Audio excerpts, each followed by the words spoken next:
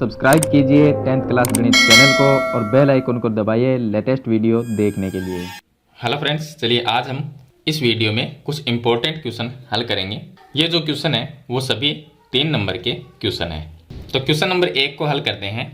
इसमें दिया गया है कि 1 से 100 तक के मध्य की 6 से विभाजित होने वाली संख्याओं का योगफल ज्ञात कीजिए। ये जो प्रश्न है वो समांतर श्रेणी का प्रश्न है। तो अगर 1 से 100 तक के मध्य मतलब इनके बीच की 1 से 100 के बीच की ऐसी संख्या है जिनमें 6 का भाग जाता है, उनका योगफल ज्ञात करना है। तो सबसे पहले तो वो संख्या देखते हैं कि 1 से 100 तक के मध्य ऐसी कौन सी संख्या है जिनमें 6 का भाग जाता है। तो पहली संख्या कौन सी आएगी? 6 ही आएगी। तो पहली संख्या हो जाएगी 6 और दूसरी संख्या होगी 12, क्योंकि 1 में तो 6 का भाग पूरा पूरा जाता नहीं है, 2 में ही नहीं जाता, 3 में ही नहीं जाता, इस तरह से 5 तक तो जाएगा ही नहीं। उसके बाद में 6 आएगी जिसके अंदर 6 का भाग जाता है, उसके बाद में 12 ही आएगी, 12 के बाद में 18 आ जाएगा, यानी कि आप 6 का पाड़ा लिख सकते हैं। और अब लास्ट संख्या देखेंगे, 100 तक देखना है तो 100 में तो 6 का भाग जाता नहीं, तो लास्ट जो संख्या होगी वो 96 होगी, यानी 96, जिसके अंदर 6 का भाग पूरा पूरा जाता है। तो इस तरह से ये एक समांतर श्रेणी बन जाती है। अब हमें यह ज्ञात करना है कि ये जो संख्याएं हैं वो कितनी संख्याएं हैं और उनका योगफल ज्ञात करना है। तो पहले तो हम ये ज्ञात करेंगे ये संख्याएं जो है वो कितनी है, इस तरह की संख्याएं कितनी है 1 और 100 के बीच में जिनमें 6 का भाग जाता है। तो वो संख्या निकालने के लिए हमें n का मान निकालना होगा। तो n का मान निकालने के लिए पहले देखिए ये प्रथम पद हो गया, यानी कि a का मान 6 हो गया इसमें, और सार्वयंत्र d निकालेंगे तो दूसरा पद माइनस पहला पद करेंगे तो वो 6 आ जाएगा। उसके बाद में ये अंतिम पद है, इसको हम an से लिखते हैं और l से भी लिखते हैं, तो ये हो जाएगा 96 हो जाएगा। अब हम an का फॉर्मूला लगाएंगे तो an बराबर होता है a प्लस n-1 गुणा d। इस फॉर्मूले से n का मान ज्ञात करेंगे ताकि हमें यह पता चल सके कि इसमें संख्याएं कितनी है। तो पहले n का मान निकालते हैं। तो an का मान यहाँ से 96 लिख देंगे, ये आ गया 96, a का मान 6 लिखेंगे, प्लस में n-1 आ जाएगा और d का मान 6 लिखेंगे तो गुणा में आ जाएगा 6। अब ये जो प्लस में 6 है इस साइड में आएगा तो ये हो जाएगा 96 माइनस में 6, और ये गुणा में है तो ये भाग में आ जाएगा, बराबर में रह जाएगा n-1। 96 माइनस 6 करेंगे तो 90 आ जाएगा, तो ये आ जाएगा 90/6 बराबर में n-1। अब जो 90 है उसमें 6 का भाग जाता है 15 बार, तो ये आ जाएगा 15 बराबर में n-1। माइनस 1 को इधर लेके आएंगे तो ये 16 हो जाएगा, मतलब कि n का जो मान है वो आएगा 16। अब n का मान 16 है, इसका मतलब है समांतर श्रेणी में ऐसी 16 संख्या है जिसके अंदर 6 का भाग जाता है। अब उन 16 संख्याओं का हमें योगफल ज्ञात करना है। तो योगफल ज्ञात करने के लिए हम Sn का सूत्र लगाते हैं। Sn बराबर हम सूत्र लगाएंगे इसमें n/2 ब्रैकेट में a प्लस में l, ये सूत्र लगाएंगे। अब आप ये सोचेंगे कि ये सूत्र हमने क्यों लगाया? ये इसलिए लगाया क्योंकि हमें अंतिम पद का पता है। यहाँ पर l जो है वो अंतिम पद होता है, तो अंतिम पद का हमें पता है। तो Sn, n की जगह हम 16 लिखेंगे तो ये आ जाएगा S16, यानी कि 16 संख्याओं का योग। यहाँ पर n/2 का मतलब हो जाएगा 16/2, और ब्रैकेट में a का मतलब प्रथम पद 6 लिख देंगे, और प्लस में l का जो मान है वो 96 आ जाएगा। तो 16/2 का मतलब हो जाएगा 8, और गुणा में 96 प्लस 6 ये हो जाएगा 102। अब 102 को जब 8 से गुणा करेंगे तो ये आ जाएगा 816। ये आ जाएगा उन 16 संख्याओं का योग जिनमें 6 का भाग जाता है, यानी तो 6 से विभाजित होने वाली संख्याएं हैं। चलिए इसके बाद में प्रश्न नंबर 2 हल करते हैं। अब देखिए प्रश्न नंबर 2 में दिया गया है, यदि बिंदु a, b, c और d क्रम में एक समांतर चतुर्भुज के शीर्ष है तो बिंदु d जो है उसके निर्देशांक हमें ज्ञात करने हैं। अब इसने लिखा है कि ये एक समांतर चतुर्भुज है, तो पहले हम एक समांतर चतुर्भुज बना लेते हैं ताकि क्वेश्चन है वो थोड़ा सा सरल हो जाए। तो ये ABCD एक समांतर चतुर्भुज है, ये बिंदु A, B, C और D। ये जो प्रश्न नंबर 2 है वो निर्देशांक ज्यामिति का प्रश्न है। अब समांतर चतुर्भुज में बना तो लिया, इसके निर्देशांक लिखते हैं। A का मान दिया गया है 6 और 1 दिया गया है, तो यहाँ से लिख देते हैं 6 और 1। B के निर्देशांक दिए गए हैं 8 और 2, C के निर्देशांक दिए गए हैं 9, 4, और D के निर्देशांक हमें दिए गए हैं x और y, जो हमें ज्ञात करने हैं। अब हम ये जानते हैं कि समांतर चतुर्भुज के विकर्ण होते हैं वो एक दूसरे को परस्पर समद्विभाजित करते हैं। तो इसके विकर्ण अगर बना देते हैं तो इसके विकर्ण से क्या होगा कि ये परस्पर समद्विभाजित करते हैं। तो इसका मतलब यहाँ पर जो इसका मध्य बिंदु होगा, विकिरणों का मध्य बिंदु, दोनों विकिरण का एक जगह ही होगा। अगर हम AC विकिरण की बात करें, ये AC विकिरण है, इसका मध्य बिंदु ये है और ये BD का भी मध्य बिंदु, इसका मतलब दोनों का मध्य बिंदु बराबर है। तो हम यहाँ पर निकालेंगे कि AC का मध्य बिंदु के निर्देशांक बराबर BD के मध्य बिंदु के निर्देशांक, क्योंकि दोनों का मध्य बिंदु तो बराबर ही है।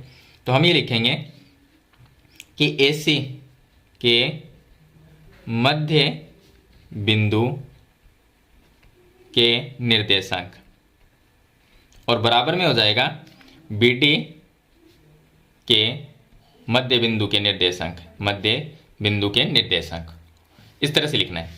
अब मध्य बिंदु वाला आपको फॉर्मूला लगाना है। तो अगर AC के मध्य बिंदु निकालना है हमें, यह है AC, तो हम सूत्र लिखते हैं x1 प्लस x2 बट्टा 2 कोमा y1 प्लस y2 बट्टे 2, ये फॉर्मूला लिखेंगे। और बराबर में BD के मध्य बिंदु का निर्देशांक निकालना है, तो ये फॉर्मूला फिर से लिखेंगे x1 प्लस x2 बट्टा 2 कोमा y1 प्लस y2 बट्टे 2, ये फॉर्मूला लिखेंगे। चलिए AC के मध्य बिंदु के निर्देशांक निकालेंगे। तो ये AC है, इसको x1 y1 मान लेंगे, इसे x2 y2 मान लेंगे। तो x1 कितना है, 6 है, और x2 कितना है, 9 है। तो ये आ जाएगा 6 प्लस 9 बटे 2 कोमा y1 प्लस y2, तो ये y1 है और y2 4 है, यानी कि 1 प्लस 4 आ जाएगा, 1 प्लस 4 बटे 2, ये आ जाएगा। इसको हल करेंगे, 9 और 6 15 होते हैं, तो 15 बटे 2 आ जाएगा, कोमा ये आ जाएगा 5 बटे 2, और बराबर में यहाँ पर हम ये लिखेंगे BD के मध्य बिंदु निर्देशांक। तो x1 प्लस x2, तो ये BD विकिरण है, इसका मध्य बिंदु ये है, तो इसके निर्देशांक ज्ञात करेंगे। तो देखिए, इसको x1 y1 मान लेंगे, इसे x2 y2 मान लेंगे, तो 8 प्लस x लिख देंगे, ये हो जाएगा 8 प्लस x बटे 2 हो जाएगा, कोमा y1 प्लस y2, इसे y1 मान लेंगे और इसे y2 मान लेंगे, तो 2 प्लस y, ये हो जाएगा 2 प्लस y बटे 2। अब देखिए, दोनों का मध्य बिंदु बराबर है, तो इनके जो निर्देशांक है वो भी बराबर कर सकते हैं। ये x का मान है और यहाँ पर x का मान ये है, दोनों को बराबर लिख देंगे, मतलब 8 प्लस x बटे 2 बराबर 15 बटे 2 लिख सकते हैं। तो हम लिखेंगे यहाँ पर 8 प्लस x बटे 2 बराबर 15 बटे 2। अब 2 से 2 कट जाएगा, तो ये आ जाएगा 8 प्लस x बराबर में 15, 8 इधर आके माइनस होगा, तो माइनस होगा तो ये आ जाएगा x बराबर 15 माइनस 8, तो x का मान आ जाएगा 7। इसी तरह से y का निकाल लेंगे। अब 2 प्लस y बटे 2 है, ये y का निर्देशांक है और इसमें y का निर्देशांक 5 बटे 2 है, तो दोनों को बराबर लिख सकते हैं। तो यहाँ पर हम लिखेंगे 2 प्लस y बटे 2 बराबर में 5 बटे 2, ये लिख देंगे। 2 से 2 कट जाएगा, तो y बराबर आ जाएगा, इधर 5 रह गया, 2 माइनस में आ जाएगा -2, तो y का मान आ जाएगा 3। तो इस तरह से जो x और y इसमें दिया गया था उसके निर्देशांक आ जाएंगे, इसका आ जाएगा 7 और y का आ जाएगा 3। तो ये x और y का निर्देशांक, मतलब कि बिंदु D के निर्देशांक होंगे। चलिए अब तीसरा क्वेश्चन हल करते हैं। जो क्वेश्चन नंबर 1 हल किया था उसी तरह का क्वेश्चन नंबर 3 है। यहाँ पर दिया गया 2 और 101 के मध्य 5 से विभाजित होने वाली प्राकृत संख्याओं का योगफल ज्ञात करना है। पहले तो हमें ये देखना है 2 और 101 के बीच में ऐसी कौन कौन सी संख्याएं हैं जिनमें 5 का भाग जाता है। तो पहली संख्या आएगी 5, उसके बाद में आएगी 10, कहने का मतलब 5 का पाड़ा लिख दो, उसके बाद में 15, इतना लिखने के बाद में डैश डैश लगा के और लास्ट संख्या हमें लिखनी है। लास्ट संख्या 101 से पहले कौन सी आएगी, 101 में तो 5 का भाग जाता नहीं, तो 100 में जाता है, तो वो संख्या होगी 100। अब ये एक समांतर श्रेणी बन गई, तो a का मान आ गया 5 प्रथम पद, सार्वंतर d का मान हो जाएगा 5 और an या l का मान होगा 100। लास्ट संख्या हमें पता है 100 है। तो पहले हम निकालेंगे an के सूत्र से n का मान। an बराबर होता है a प्लस n माइनस 1 गुणा में d। अब यहाँ पर an का मान 100 लिखेंगे, तो यह आ जाएगा 100, a का मान 5 प्लस n माइनस 1 गुणा में d का मान 5। अब ये 5 इधर आके माइनस होगा, तो 100 माइनस 5 हो जाएगा, ये गुणा में 5 इसके भाग में आ जाएगा, बराबर में रह जाएगा n माइनस 1। 100 माइनस 5 करेंगे 95, तो यह आ जाएगा 95 बट्टे 5, बराबर में आ जाएगा n माइनस 1। 95 में 5 का भाग देंगे तो 19 बार जाएगा, बराबर में n माइनस 1 आ जाएगा। -1 को इधर लेके आएंगे तो यह आ जाएगा 20, यानी कि n का मान आ गया 20। 20 संख्याओं का योगफल ज्ञात करना है। SN का सूत्र लगाएंगे, Sn बराबर n/2 होता है।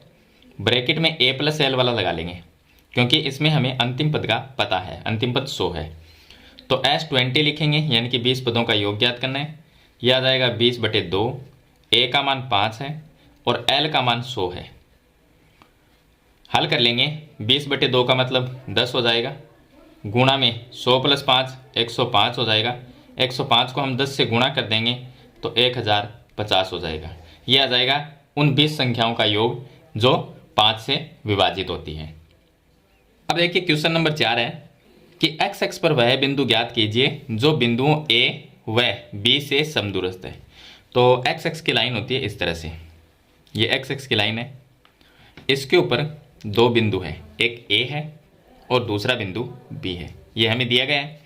इनके निर्देशांक, a के निर्देशांक है 6 और 5 और b के निर्देशांक है -4 और 5।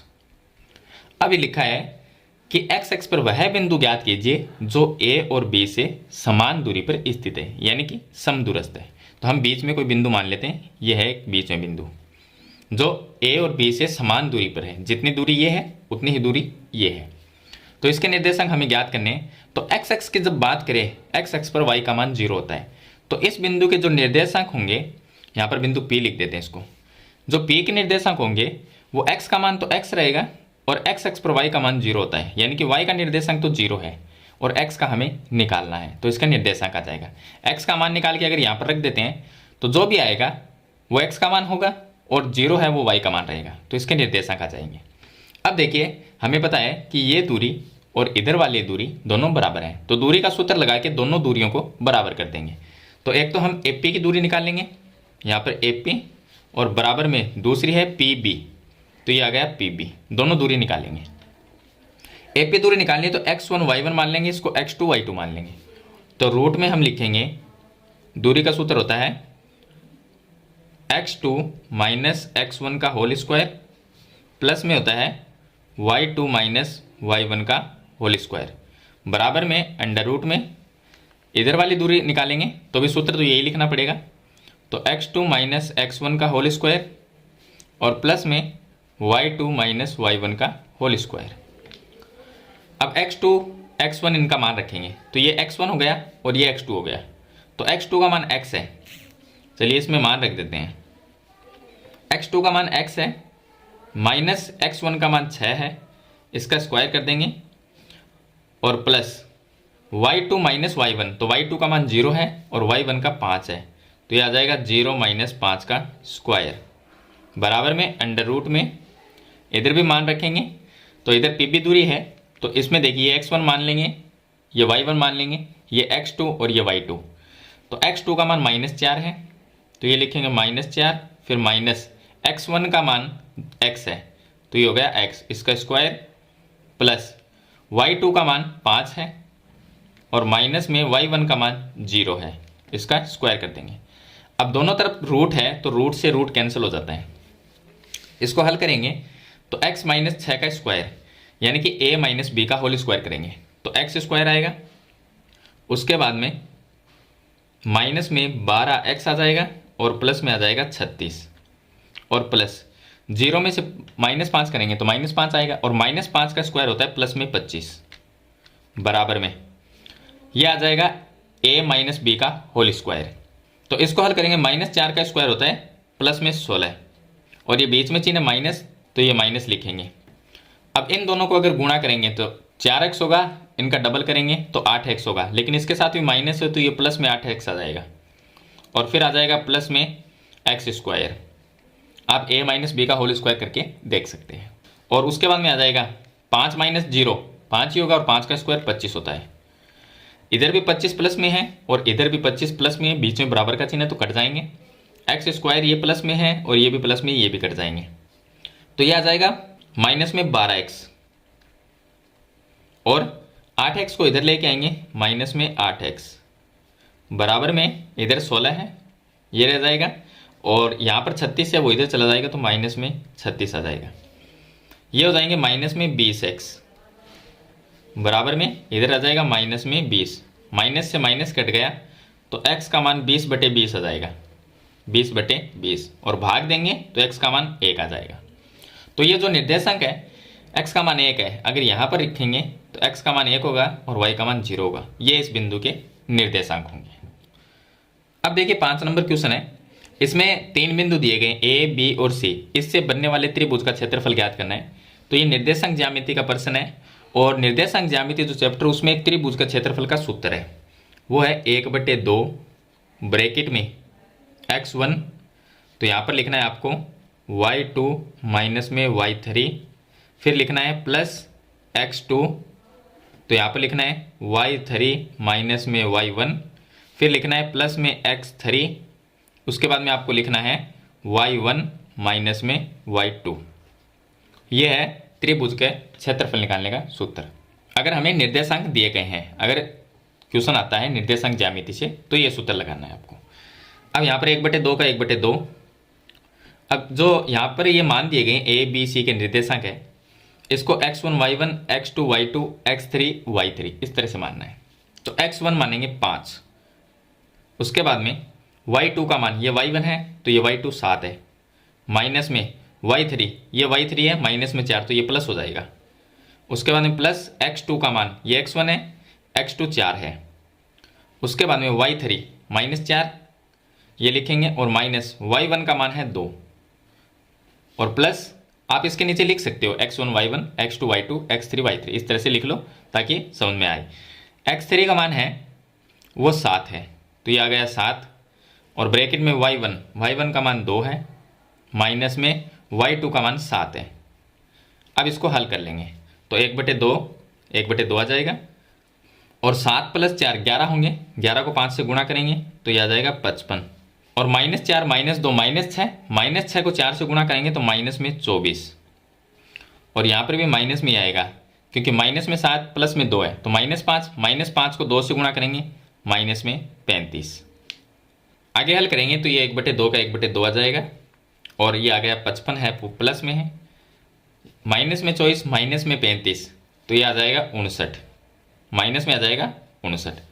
आगे हल करेंगे तो 1/2 गुणा में 55 माइनस 59 माइनस में 4 रहेगा, -4 को 1 से गुणा किया तो -4/2 तो इसका उत्तर आएगा -2। लेकिन किसी भी त्रिभुज का क्षेत्रफल माइनस में नहीं हो सकता, इसलिए हम इसको 2 लेंगे, 2 वर्ग मात्रक। यह बात आपको लिख देनी है कि त्रिभुज का क्षेत्रफल जो माप है वो ऋणात्मक नहीं हो सकता, इसलिए इसको प्लस में 2 लेंगे तो 2 वर्ग मात्रक इसका क्षेत्रफल आ जाएगा। तो इस तरह से आपको एक त्रिभुज का क्षेत्रफल ज्ञात करना है। तो ये थे 5 क्वेश्चन जो इंपॉर्टेंट क्वेश्चन थे और इसी तरह के प्रश्न आपको परीक्षा में पूछे जाएंगे। मेरे ख्याल से ये 5 क्वेश्चन आपको कंप्लीट समझ में आ गए होंगे। फिर भी इसके बारे में कोई सवाल या सुझाव है तो कमेंट बॉक्स में जरूर लिखना। वीडियो पसंद आए तो इसे लाइक और शेयर जरूर कर देना। इस चैनल पर नए तो सब्सक्राइब करना। हम मिलते हैं नेक्स्ट वीडियो में, तब तक के लिए थैंक यू।